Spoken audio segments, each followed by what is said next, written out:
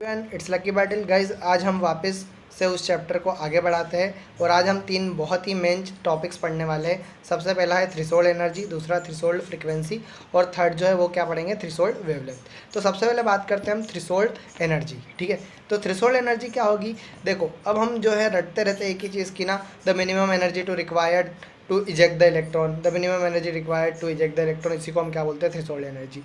अब इसको हम बहुत ही प्यारे से एग्जाम्पल से समझते हैं। ठीक है, तो क्या होता है कि समझ लो ये सरफेस है। ठीक है, ये इसके ऊपर वाली जो सरफेस है और ये एक पूरी तरीके से इसको एक लकड़ी का टुकड़ा मानेंगे। अब पता है ये जो थ्रेशोल्ड एनर्जी पढ़ने से पहले हमको एक बहुत सी सिंपल सी चीज़ को समझना पड़ेगा कि हम इलेक्ट्रॉन निकालेंगे कौन सा वाला, ये सरफेस वाला या अंदर वाला।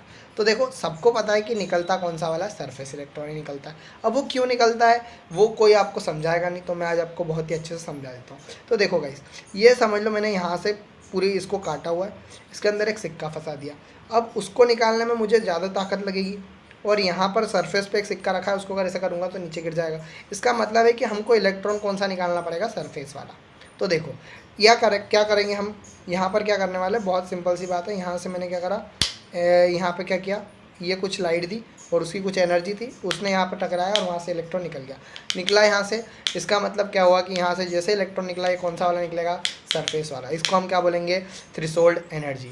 फॉर्मूला क्या है, E is equals to H nu, जो हम हमेशा पढ़ते आ रहे हैं। तो E जो है उसको ETH से डिनोट कर सकते हैं।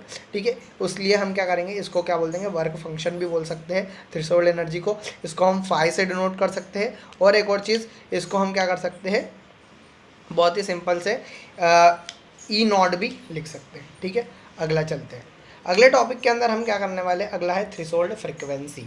तो थ्रेशोल्ड फ्रीक्वेंसी भी बहुत सिंपल सी चीज़ है। इसमें भी हमको एक ही चीज़ याद रखना है कि the minimum frequency is required to eject the electron, कौन सा वाला, सरफेस वाला। कौन सा वाला इलेक्ट्रॉन, सरफेस वाला। इसको हम VTH से या V नॉट, तो V कौन सा वाला होगा, वो म्यू बोलते हैं उसको हम। तो आपको वो V जैसा दिखेगा तो उसको V ना माने, उसको म्यू बोलेंगे, क्योंकि वो थोड़ा टेढ़ा करके ऐसा करके डॉट लगा होता है। इसको हम क्या बोलते हैं, म्यू नॉट बोलते हैं। ठीक है, तो ये क्या हो गया, हमारा फ्रीक्वेंसी हो गया। इसको हम उसी फॉर्मूले से E is equals to H nu से निकाल सकते हैं। तो न्यू TH करके हम डाल दो और आप उस फॉर्मूले से क्या कर लो, ड्राइव कर लो। ठीक है, बहुत सिंपल है। उसको हमको सिर्फ एक फॉर्मूला याद रखना है, E is equals to H nu. इससे आप तीनों चीज़ें निकाल लोगे। अगला है थ्रेशोल्ड वेवलेंथ। तो देखो अब क्या याद रखना है कि जो वेवलेंथ होता है वो इन्वर्सली प्रोपोर्शनल दिख रहा है। इसमें क्या करना है हमको, जो वेवलेंथ है वो क्या होगी, सबसे ज़्यादा मैक्सिमम।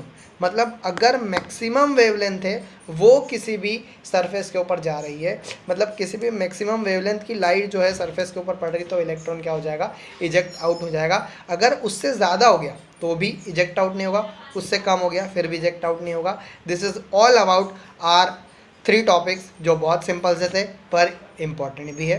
तो इसको याद रखें और मिल